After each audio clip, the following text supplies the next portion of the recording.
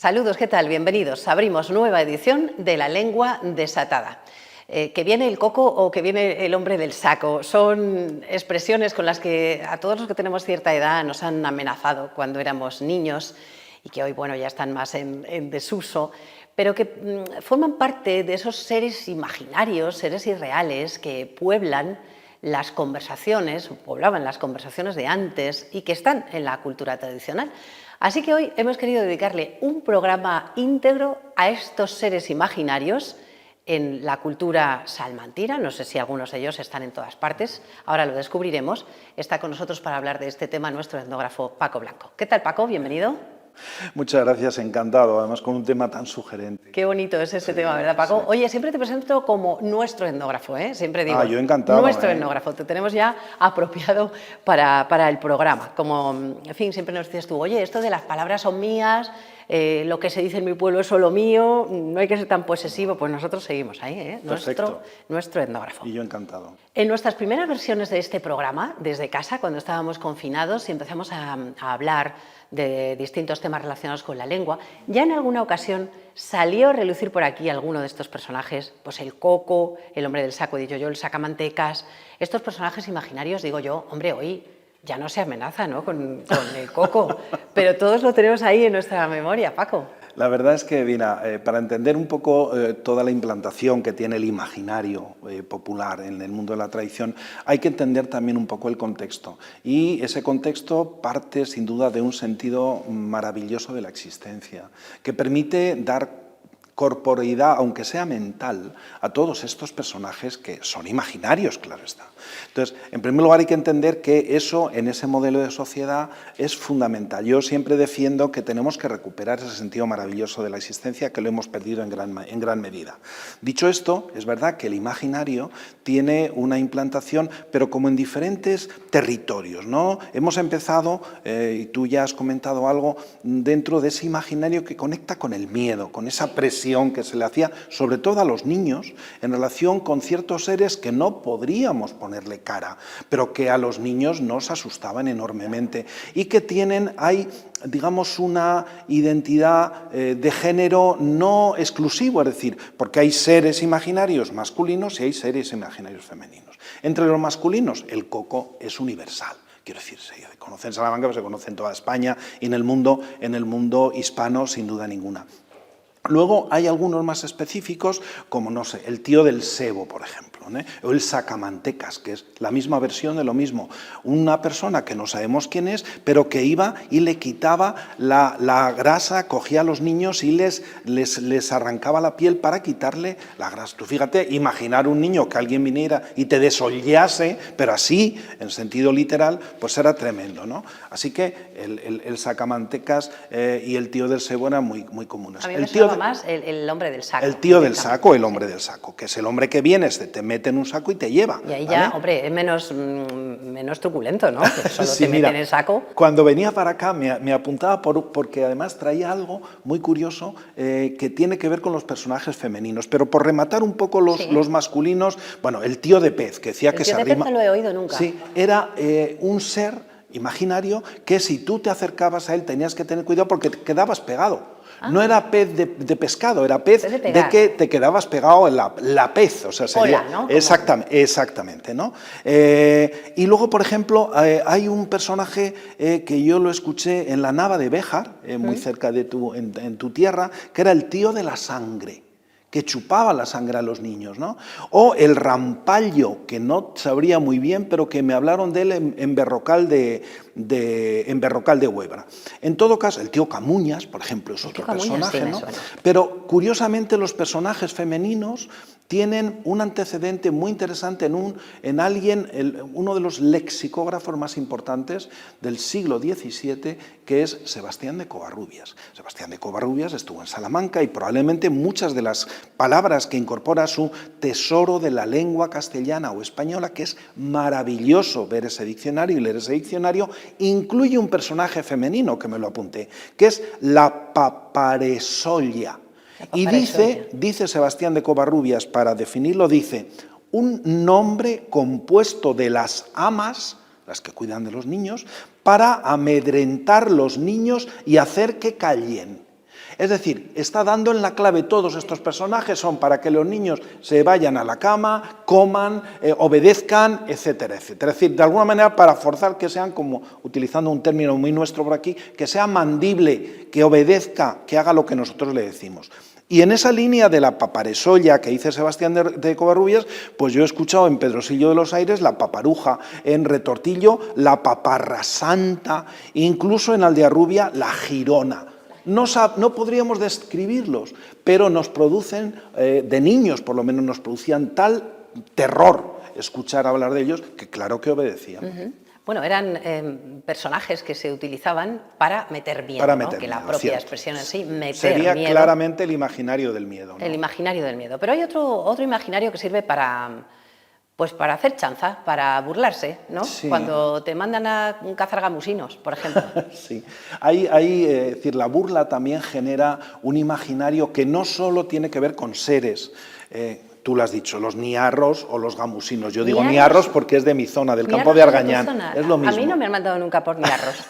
Niarros y gamusinos son seres imaginarios que siempre, con los cuales nos burlamos de aquella gente ajena, de los que vienen de fuera y que les invitamos a cazar gamusinos o, si es en mi pueblo, niarros, que es lo mismo, ¿no? Y que habitualmente era invitarles a ir a una pared y ponerle, oye, tú sujeta aquí con este saco hasta que veas que entra un bicho, tú cierras que es un gamusino, y los dejaban allí toda la noche. Claro, alguien que llega de la ciudad o llega de un sitio donde no conoce esto, por no parecer miedoso o ridículo, pues eran capaces de quedarse allí toda la noche. Bueno, es la burla, y esa burla también es la que genera, fíjate que lo hemos comentado en el programa, cuando por ejemplo hablamos de la matanza, la enorme cantidad de artilugios, de máquinas, de objetos que no existen, que son imaginarios, con los cuales se burlaba también de los niños, ¿no? En la matanza, vete a buscar el abrebocas, la máquina de aguzar las cuchillas, el cesto para los sesos, cosa que no existe. Hay, curiosamente, a veces esos objetos imposibles son específicos y se utilizan para burlarse en algunos oficios. Por ejemplo, el nivel de bolas. Los aprendices de la albañilería, los maestros albañiles le decían, oye, chaval, vete que te den el nivel de bolas. Eso no existe, claro, el chaval iba donde fuera y se reían de él. Bueno, lo que pasa es que este tipo de burlas tiene también un papel pedagógico, y ya lo he explicado alguna vez, que es una pedagogía un poco dudosa, pero que en aquellos tiempos era muy efectiva. Entonces, bueno, hay que valorarlo en su contexto, no se pueden extrapolar. Sí, siempre lo decimos, cuando hablamos de la cultura tradicional hay que poner el foco con la perspectiva de aquel momento y no de ahora, porque eso sería una barbaridad, que a un joven aprendiz lo mandaran a cargar con un saco lleno de cosas inútiles, ¿no? Sería totalmente absurdo, pero bueno, efectivamente, hemos hablado de seres, de personajes, de animales, o lo que sea, los gamusinos y los niarros, ¿no? Que pensamos que eran animales que andaban por el bosque, por el campo, y hemos hablado también de estos objetos inexistentes.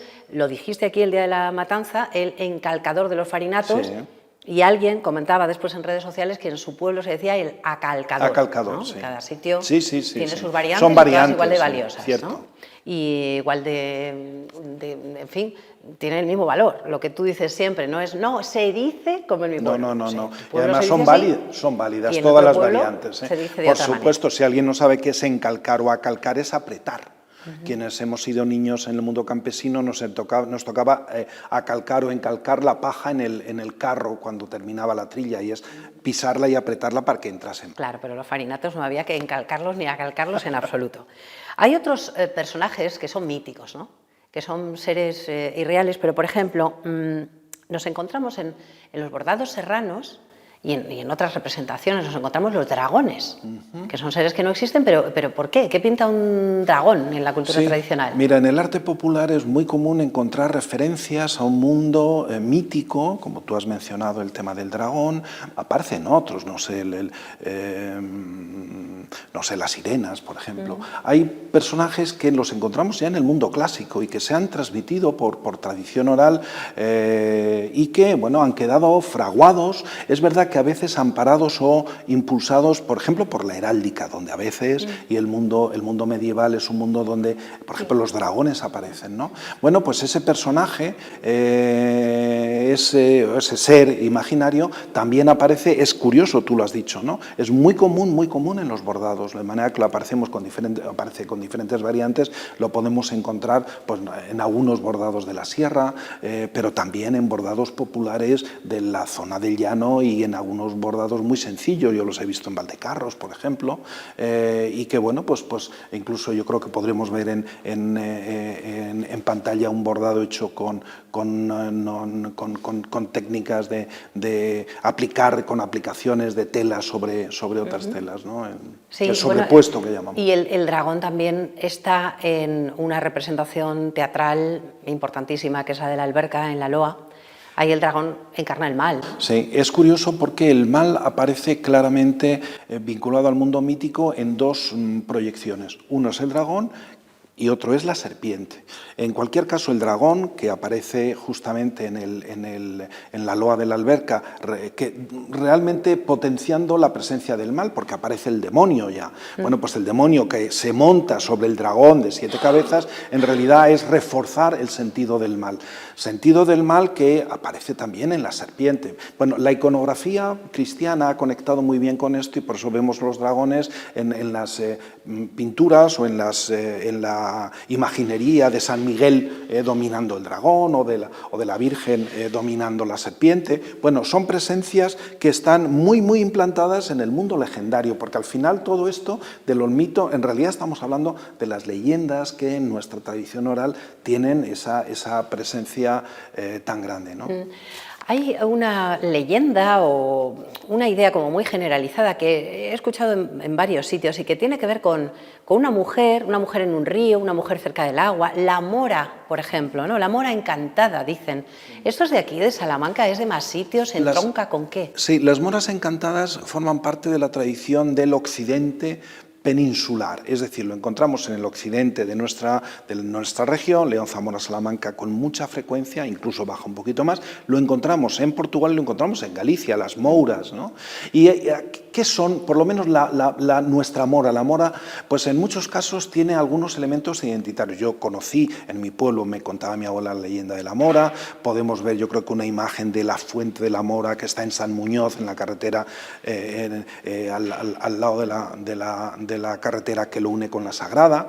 Vale, las leyendas de las moras en general nos están mostrando unos personajes femeninos que nos hacen recordar a las hadas o a las anjanas del norte de España, solo que a veces tienen un componente negativo, porque en general las hadas tienen un sentido benéfico. Más bien positivo, sí. ¿no? Sí. En cambio, nuestras moras en algunas de las leyendas aparecen, de pronto se transforman y son vengativas y a veces pueden hacer daño, y en ese sentido nos recuerdan mucho un mito, una leyenda que está en el romancero, que es la de la Serrana de la Vera, muy implantada en el norte de Extremadura y en el sur de Salamanca. Bueno, esa ambivalencia de la mora pues se nos cuenta que se muestra la mañana de San Juan, siempre es la mañana de San Juan, ahí dice que alguien la ha visto peinarse junto a la fuente o junto a una charca, y que se manifiesta y se le aparece a los hombres, porque son los hombres los que pueden intentar romper ese hechizo o ese maleficio que la hace, o ese encantamiento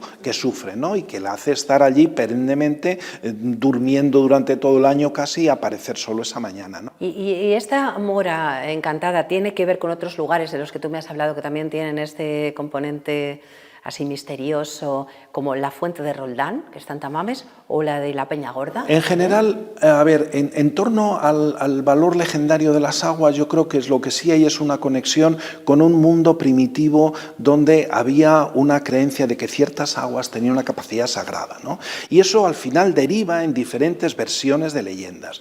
Podría ser una de ellas las diferentes leyendas de moras encantadas asociadas a fuentes, pero también encontramos las llamadas fuentes santas, muy comunes por diferentes lugares de la provincia de Salamanca. O nos encontramos una leyenda como la de Tamames asociada a un personaje legendario, un personaje mítico como es Roldán, el lugarteniente de Carlomagno, que debemos entender que esté asociado a esa fuente, que a lo mejor nadie se ha enterado, pero cuando estás llegando a Tamames hay un indicador. paraos por favor un momento, Vaya. que podéis desviaros No un lo he hecho momentín, nunca, ¿eh? merece la pena, es una Asignatura pendiente. fuentecita muy sencilla de agua ferruginosa, de manera que vamos a ver ese tono rojizo del hierro, del agua que emana allí. Es un sitio encantador, muy sencillo, pero es que a veces la felicidad se basa en esta sencillez de las cosas casi que siempre. descubrimos, ¿no? Entonces yo invito a que quien vaya, insisto, como a 2-3 kilómetros de Tamames está. Y nos habla de este personaje. ¿Y por qué hay? Porque está en la ruta que conecta con una zona donde la presencia francesa medieval, a través de la repoblación, tuvo una enorme importancia. Nuestra Peña de Francia, Sierra de Francia, los personajes asociados a ese mundo legendario que encuentran la Virgen. Bueno, pues alguien, es decir, con todo ese bagaje de leyenda, el personaje de Roldán debía estar, y está. Y por eso está esa fuente de Roldán. Y luego esta de la Peña Gorda, ¿tenía que ver con qué? Hablábamos antes de las fuentes santas. Muchas veces las leyendas nos permiten interpretar elementos geológicos que se nos escapan a nuestro entendimiento. Quien haya ido por el pueblo de La Peña, hacia las Arribes, por ejemplo, le sorprende ver en aquella llanura esa grandísima peña que llaman la Peña Gorda. Es impresionante, ¿no?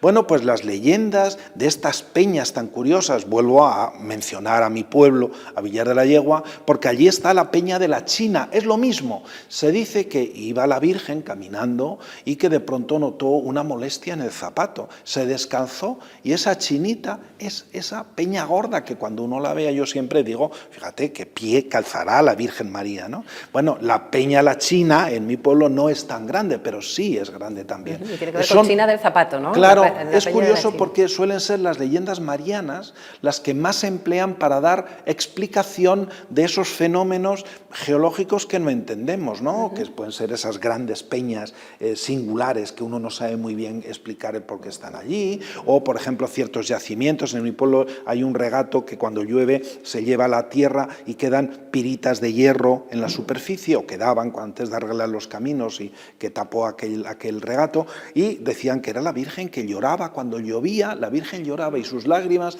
eran esas piritas cúbicas de hierro. Entonces es muy curioso porque es el mundo sagrado que permite interpretar para quien no tiene formación científica y le permite encontrar explicación a aquello que de otra forma no la encuentra. Vamos a seguir con esos seres mitológicos, esos personajes que nos llaman la atención, pues eso, decíamos en un bordado, tú lo has mencionado antes, la sirena. Sí. La sirena no solo está ahí, también está tallada, ¿no? Sí, en determinados objetos. Sí. Es que, mira, comentaba antes de que se me olvide, el basilisco, el unicornio, son personajes, son seres imaginarios que además... del basilisco se cuenta, por ejemplo, que cuando tú vas, la gente que antes tenía gallinas y incubaban los huevos, y tú vas ves que miras donde está incubando la gallina y hay un huevo pequeño, puede ser un huevo de basilisco. ¿Y qué es un basilisco? Un basilisco es un ser híbrido que tiene la cabeza de gallo y la cola de serpiente o de dragón y que te puede fulminar con la mirada. De manera que te pones como un basilisco. Sí, una expresión bastante poco frecuente ahora, pero, sí, pero se utilizaba. Entonces el basilisco, el unicornio, ese ser mágico, ¿no? La gente dice que llevaba el cuerno del unicornio porque le daba buena suerte, y normalmente a lo mejor llevaba un colmillo, un trocito. Bueno, volviendo a la sirena. La sirena que aparece pues, en la Odisea, como todos sabemos, y que está en el mundo clásico, ha pervivido en la cultura popular, en nuestra Salamanca, sobre todo en el mundo del arte popular. Lo hemos encontrado en alguna talla de algún carro, muchas diferentes versiones de sirenas en las tallas que hacían los pastores en los cuernos con diferentes usos, en los polvorines o para ordeñar las liaras, en fin, muchísimas, y también en los bordados, ¿no? Pero también un poco en la tradición oral, ¿no? Y se dice que la sirena de la mar es una bonita dama que la tiene Dios en el agua castigada, ¿no? Entonces, bueno, ese ser que en los romances, en los cantos populares se nos habla, y nosotros la imaginamos de una manera, sabemos que tiene una capacidad de fascinación y que hay que tener mucho cuidado con ella si nos encontramos una sirena. Hay que tener cuidado con los cantos de sirena en general. Bueno, las ánimas han andado por aquí, pululando muchas veces en este programa. Cuando habíamos hablado de la muerte, claro, sí, porque también desata un imaginario, ¿no? Es verdad que siempre cuando pensamos en las ánimas y en la aparición de las ánimas pensamos en la Santa Compaña en Galicia, ¿no? La hueste. Bueno, también por Salamanca existe esta idea de que las últimas personas que mueren quedan vagando hasta que consiguen descansar y le pasan el testigo a otro. Yo, por el sur de Salamanca, sobre todo por la zona de la Sierra de Francia, oí hablar de la manga. La manga. Y la manga era la última persona que había muerto y que vagaba hasta que moría una nueva, entonces le entregaba al testigo y ya podía descansar. Curiosísimo. No lo conocía. No lo he escuchado en ninguna otra parte de España, solamente ahí, ¿no? Y luego están, bueno, los duendes, que es algo un poco parecido a lo de las hadas, tienen un sentido positivo, Bueno, o más bien burlón, ¿no? A ver, sí, hay los trasgos y los duendes, que son denominaciones que a veces se entienden como sinónimos, no lo son, porque realmente el trasgo se entiende más como una especie de demonio que trastea, ¿no? Y el duende es como un espíritu burlón, lo que tú has dicho, que mueve las cosas de sitio, que oímos ruidos y decimos parece que hay duendes. Bueno, son seres invisibles, aun cuando, fíjate, es curioso porque hay un caso en la Salamanca del siglo XVI, creo que nos cuenta de que en una casa de una viuda había unos duendes que se dedicaban a tirar piedras desde el tejado y rompían tejas y las tiraban al suelo, y tuvo que venir un sacerdote de Torres Menudas a, de alguna manera, conjurar aquel duende. Dice que desde que vino ya hubo paz, ¿no? Pero lo de los duendes se dice mucho, y cuando un niño trastea mucho se dice, sí, eso es un duende, no vaya un duende, ¿no? Así que bueno, seres imaginarios. Seres también, imaginarios. ¿no? Otro capítulo aparte, o unos cuantos capítulos aparte, merecería algo que tú has estudiado muchísimo, que te tiene fascinado, que son las brujas, ¿no? Claro. Contra las que también nos protegemos en la cultura tradicional de muy diversas maneras. Fíjate, es el único caso en que estamos hablando de algo que existe, es decir, que las brujas eran personas con nombres y apellidos. Si algún día quieres, pero yo me tiré 10 años estudiándolas para publicar un libro que se llama así, Brujería y otros oficios populares de la magia. Mujeres que a sí mismas se decían brujas porque mujeres sabían que los y tal, demás decían o que eran los demás brujas. les decían brujas. Pero en todos los pueblos existían estas personas. Esto no son cuentos chinos, no son historias imaginadas ni leyendas, no. En todos los pueblos había mujeres de las cuales los vecinos decían que eran brujas. Y es en torno a esto donde se desata ese imaginario de qué hacían, de si volaban, de si se reunían, de qué hacían por la noche, de cuál era el poder mágico que tenían, en fin, de si podían transmitir y cómo transmitían sus poderes. Son tantísimas las cosas que, si algún día quieres, nos centramos, porque sí, merece la pena. Lo que sí es verdad, Ana, es que hay una enorme cantidad de elementos materiales, físicos, que demuestran esta creencia. ¿Alguna vez has comentado aquí, por ejemplo, cuando hemos hablado de los evangelios, que eran esas pequeñas bolsitas que tienen un texto impreso, un texto dentro, esas bolsitas protegían contra... pero eso protege brujas, ¿no? a la persona, a se le ponía a los niños esas bolsitas, y también la regla de San Benito, que es un librito así, incluso cruces de Caravaca, pero también en las puertas de las casas para evitar que entraran las brujas o que echaran mal de ojo, o que entrara ese mal de ojo, pues ramos bendecidos o benditos del Domingo de Ramos, cruces hechas con los ramos del Domingo de Ramos, lo que llaman... la propia madera también, ¿no? Hechas con las cruces. Sí, con el trocito con el tronco del árbol, y también con las hojas. Por ejemplo, en Villarino de los Aires, encima de las chimeneas, porque claro, lo que se trata es de proteger todas las oquedades, las aperturas de la casa al exterior, y allí solían colocar vasijas, a veces con agua bendita, que llamaban espantabrujas, en lo alto de la chimenea. Se ven hoy, quien vaya a pasear por Villarino, que observe y saque sus conclusiones. Paco, para otra próxima edición, brujas Estaré íntegramente encantado, programa entero. Yo espero que todos estos seres imaginarios que aquí hemos mencionado nos traten bien, lo hemos hecho todo con mucho respeto. Si no los conjuramos, no tenemos siempre. Aquel cura de Torres Menudas del siglo XVI. Si no lo llamamos, que venga y nos eche aquí unos conjuros en la Biblioteca del Bosque de la Torrente Ballester. Paco, antes de irnos, muy rápidamente, que nos queda muy poco tiempo, un librito que añadimos a los últimos que nos has propuesto. ¿Cuál nos traes? Yo sigo en las relecturas que propongo siempre, Ana. Mira, una de las personas que es maravilloso para ver la conexión con el mundo popular desde la literatura es Federico García Lorca.